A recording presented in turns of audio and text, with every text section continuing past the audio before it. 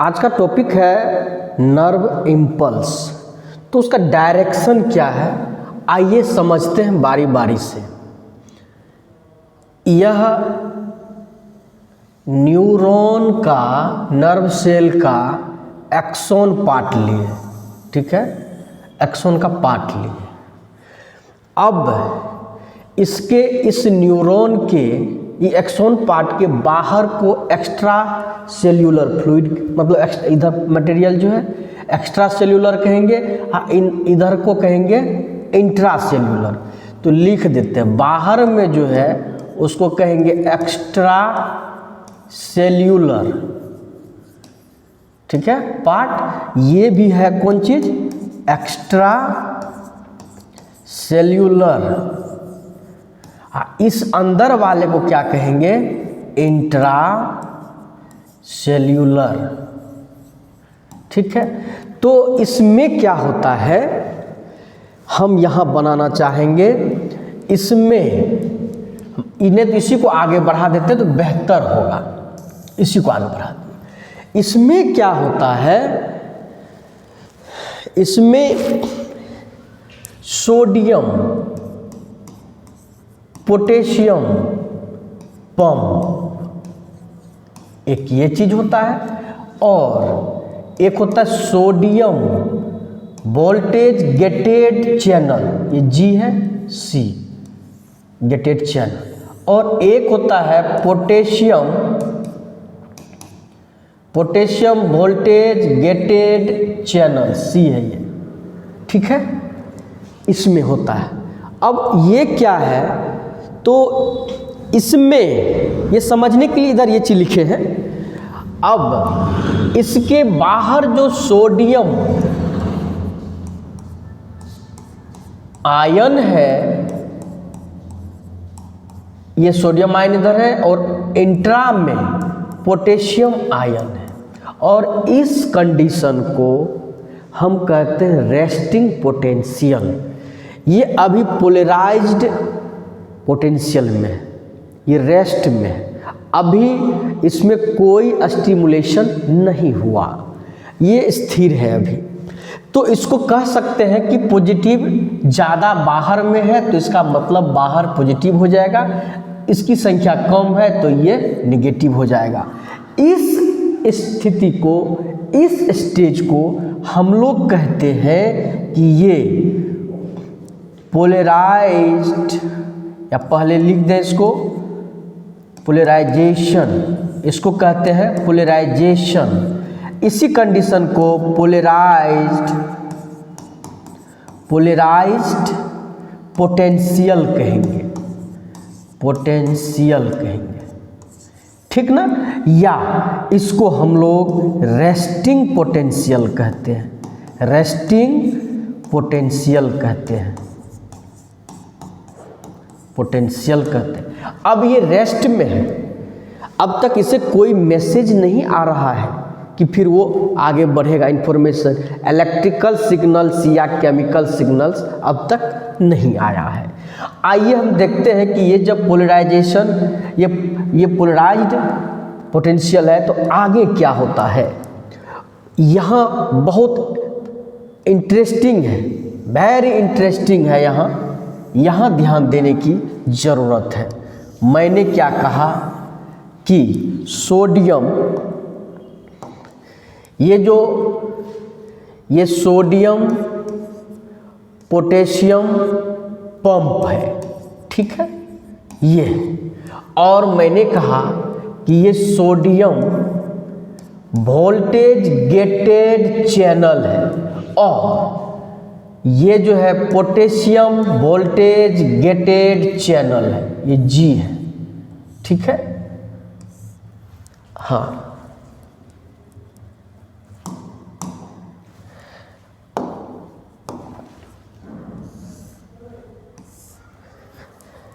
मैं लिख दूं उसके बारे में, ये क्या है, ये जो है V से होता है वोल्टेज, G से गेटेड, C से चैनल, ठीक है। आइए अब हम लोग एक बात जानते हैं कि ये जो यहाँ बाहर में सोडियम आयन है, यहाँ है, और अंदर में जो है यहाँ पर पोटेशियम आयन है। तो अब तक तो ये था क्या, अब तक ये रेस्टिंग स्टेज में है, ये रेस्टिंग में है। अब इसमें होगा क्या, जैसे कोई मैसेज आएगा, कुछ इसमें उथल पुथल होगा, जैसे इंफॉर्मेशन आएगा तुरंत ये सोडियम वोल्टेज गेटेड चैनल ये खुल जाएगा। ये खुलेगा तुरंत क्या होगा, ये एंट्री ले लेगा। कौन एंट्री लेगा, तो ये इस होकर के एंट्री ले लेगा और सोडियम आयन अंदर आ जाएगा। ठीक है, सोडियम आयन अंदर आ जाएगा। अब क्या होगा, अब क्या है, तो मोर कैटायन यहाँ है ना, मोर कैटायन यानी कि पॉजिटिव हो गया। अब यहीं पर ये पॉजिटिव हो जाएगा, यहीं निगेटिव हो जाएगा। अब लीजिए, अब तो और उथल पुथल हो गया। इसको कहते हैं डिपोलराइजेशन। पोलराइजेशन स्टेट में था, जैसे कोई मैसेज आया कि ये जो सोडियम चैनल से होकर के सोडियम इसमें आ गया, जैसे इसके अंदर आया तो अब डिपोलराइज हो गया। अब क्या होगा, अब तुरंत ये पोटेशियम वोल्टेज गेटेड चैनल खुल जाएगा। देखिए कैसे कैसे आगे बढ़ता है। अब ये जब खुलेगा तो ये कहेगा ऐसे नहीं होगा, कहेगा तुम इस होकर के नो, ये कहेगा कि इस होकर के इसको बाहर कर देगा। ये पोटेशियम आयन यहाँ आ जाएगा और ये पोटेशियम आयन यहाँ आ जाएगा। ठीक है, अब क्या करेगा, ये तो डिपोलराइजेशन स्टेट में ऐसा हो गया। ये एक्शन, डिपोलराइजेशन को हम लोग कहते हैं एक्शन पोटेंशियल। तो एक्शन पोटेंशियल में तो ये काम हो गया। अब क्या होगा, अब इसका काम है, ये हमेशा ओपन रहता है, ये सोडियम के लिए भी पोटेशियम के लिए भी, दोनों गेट के लिए। अब इसका काम है, ये क्या करता है, अब ये देखिए ये क्या करता है, तो ये यहाँ से क्या करता है कि ये जो आपको पोटेशियम है, इस पोटेशियम को फिर से ये क्या करता है, इधर कर देता है, और इस पोटेशियम को फिर ला करके यहाँ कर देता है। अब कहता है कि इसमें जो मौजूद सोडियम है इसको क्या करता है ये, अब ये क्या करता है, ये देखिए ये क्या करता है, इस सोडियम को इधर से फिर इधर भेज देता है। ये सोडियम आयन इसको कौन, ये चैनल क्या करता है, इधर भेज देता है। अब देखिए, अब आपके पास दो सोडियम एक पहले से यहाँ मौजूद है ना, इसको हम रेड से एक बार सर्किल कर देते हैं इसको, एक यहाँ है दो, तो तीन हो गया, पहले भी तीन था पोलराइज्ड में। अब आपके पास ये जो यहाँ पर है, ये आप देख रहे हैं कि ये प्लस, ये जो आयन है, आपने इस चीज़ को देखा है ना। अब आपके पास यहाँ पर मौजूद दो है, ये सब तो अपना जगह पकड़ लिया है, चला, ये दोनों के उधर चला गया है और Na जो है इधर चला गया, तो बचा है क्या, पोटेशियम आयन। पोटेशियम आयन दो यहाँ है और सोडियम आयन दो, एक तीन, तो ये दोनों ऐड हो गया है। अब तो फिर से वही पोजीशन आ गया, उसको कहते हैं हम लोग रीपोलराइजेशन। समझिए इस बात को, पोलराइजेशन, पोलराइजेशन से फिर हुआ था डीपोलराइजेशन,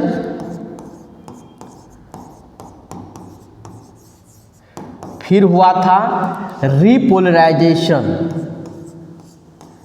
रीपोलराइजेशन। कोई दिक्कत?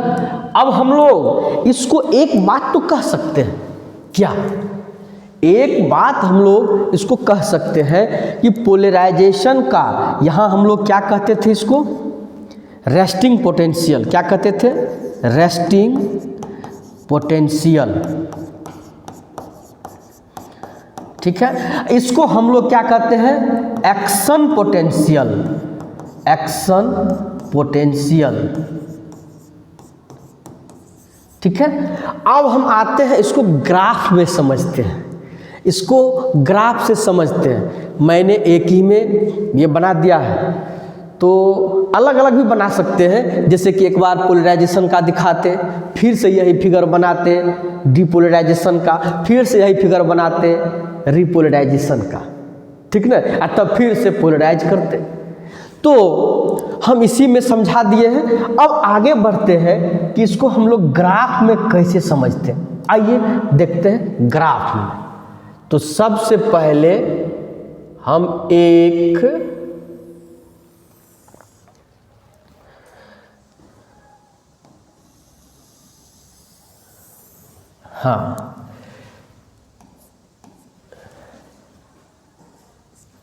इसको हम लोग टाइम कहते हैं। ये ग्राफ का ये टाइम आगे बढ़ रहा है ना। ये जो मिली वोल्ट है हम लोग इसको एम भी कहते हैं, या वोल्टेज हम लिख देते हैं, यहाँ समझने में दिक्कत नहीं होगी। आइए इसको हम बांटते हैं। ये -70 मिली वोल्ट है, और अगर 20-20 अगर हम जोड़ते जाएं इसमें तो यहाँ हो जाएगा ये 50 -50 मिली वोल्ट, फिर 20 जोड़ेंगे तो कितना हो जाएगा -30, अगर इसमें फिर 20 जोड़ेंगे तो कितना हो जाएगा -10, फिर अगर हम 20 जोड़ेंगे तो कितना हो जाएगा, ये हो जाएगा +10, अगर फिर हम 20 जोड़ेंगे तो कितना हो जाएगा, ये हो जाएगा 30, होगा ना 30 होगा ना। 20 घटाएंगे तो 10, 10 में से फिर 20 घटाएंगे -10, ठीक है, बहुत अच्छा। आइए अब हम एक बात कहते हैं कि ये जो -70 मिली वोल्ट है, इस मिली वोल्ट पर ये रेस्टिंग है। रेस्टिंग का मतलब ये हुआ कि यहाँ पर से ये अभी तक कोई मैसेज इन्फॉर्मेशन नहीं आया, एक नर्व सेल से दूसरे नर्व में कुछ नहीं आया है, कोई इन्फॉर्मेशन नहीं है, ना तो इलेक्ट्रिकल है ना ही केमिकल है, ठीक है। आइए देखते हैं। अब होता क्या है कि यहाँ से एक इन्फॉर्मेशन आता है, मान लीजिए 50 मिली वोल्ट का, -50 मिली वोल्ट का जब आएगा तो यह मैक्सिमम यहाँ तक जाएगा और ऐसे चला जाएगा। अब हम इसको क्या कहते हैं समझते हैं, इसको कहते हैं डीपोलराइजेशन। डीपोलराइजेशन इसको हम लोग कहते क्या है, इसको कहते हैं डीपोलराइजेशन। डीपोलराइजेशन, इसको डीपोलराइजेशन कहते हैं। और जानते हैं इसको क्या कहते हैं, इसको कहते हैं एक्शन पोटेंशियल पीक, ये कहते हैं। इसको जानते हैं, इसको क्या कहते हैं, इसको कहते हैं रीपोलराइजेशन। इसको रीपोलराइजेशन कहते हैं, ठीक है। अब देखिए इसको हाइपर पोलराइजेशन कहते हैं। हाइपर पोलराइजेशन,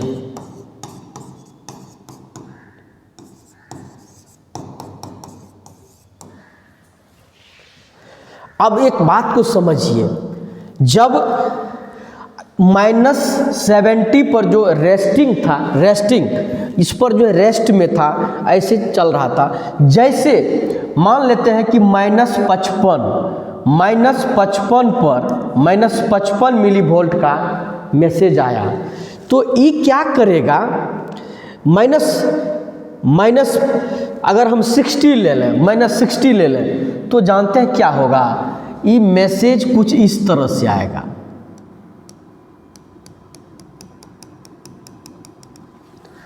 जैसे आपके माथे पर मच्छर बैठा, आपको पता नहीं चला, थोड़ा सा ज़्यादा झटका दे के बैठेगा मान लेते हैं कि -54 ले लिए, 55 से 54, और वोल्टेज को बढ़ा दिए क्योंकि इधर बढ़ रहा है वोल्टेज।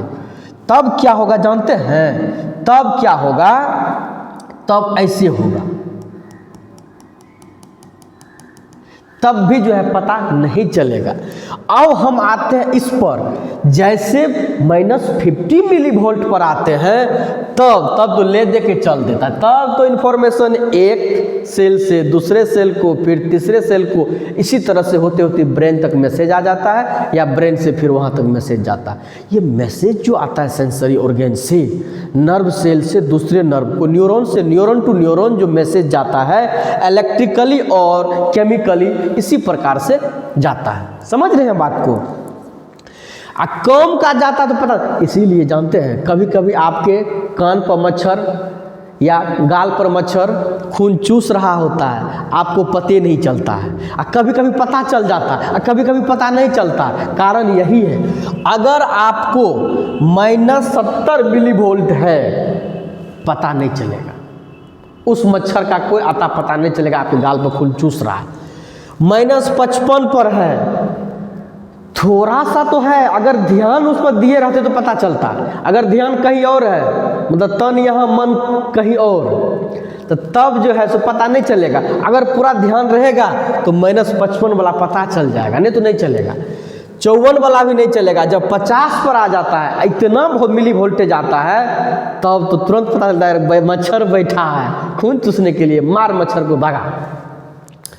तो यहाँ तक आता है, तब स्टिमुलेशन जब इतना मिली वोल्ट का आता है, तब सुगबुग आता है, तब जो है तेज हो जाता है। समझे? तो ये डीपोलराइजेशन हुआ, फिर एक्शन पोटेंशियल पीक पर आया, अब यहाँ से रीपोलराइजेशन के स्टेट में आया। जब होता, अब क्या है, अगर इससे भी नीचे चला गया तो हाइपर पोलराइजेशन कहते हैं। तो फिर से क्या जानते हैं, कोई भी चीज़ का होता है ना कि सीमा से ऊपर चले जाना या नीचे चले जाना, तो इस तरह की जब बात होती है ना, इस तरह की जब बात होती है ना, तो उसको फिर मैनेज करता है। तो फिर ये अरेंज हो जाता है, फिर आ जाता है यहाँ, कभी घट गया, कभी ज़्यादा घट गया, कभी बढ़ गया, कभी ज़्यादा बढ़ गया। तो ज़्यादा या कम तो फिर बैलेंस होता है, यही बैलेंस तो होना है।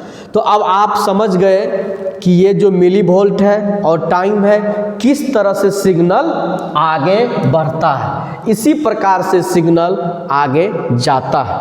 अब आपको एक बात यहाँ समझना है कि इसी को इसको कहते हैं थ्रेशहोल्ड। क्या कहते हैं इसको? थ्रेशहोल्ड। क्यों? थ्रेशहोल्ड का मतलब होता है लिमिटेशन, लिमिट। अब इससे नीचे रहता तो वो है सब थ्रेशहोल्ड। मतलब कि अगर ध्यान रखेंगे तो पता चल सकता है, समझ सकते हैं कि लगता है, कुछ एहसास होगा, ठीक ना। इसके बीच का जो होगा ना, इस सब को हम लोग क्या कहेंगे? सब थ्रेशहोल्ड, ठीक ना। यहाँ पर थ्रेशहोल्ड है, तब पता चलेगा। इधर का मान लीजिए 30 का गए, सुई चुभा दिए, ब्लेड से चीर दिए, इतना 30 मिली वोल्ट से झटका लगा, तुरंत ब्रेन को पता चलेगा अरे तो कोई घटना घट गई। अगर इससे लगेगा, इससे लगेगा, ये तो हाई हो गया। मतलब है कि जब इतना था तो ये लिमिटेशन है, इससे इधर वाला पता नहीं चलेगा और यहाँ से पता चलने लगता है। -50 वोल्ट मिली वोल्ट से पता चलने लगता है। इससे जो इधर जाएंगे और ज़्यादा पता चलेगा। बात समझ रहे हैं ना?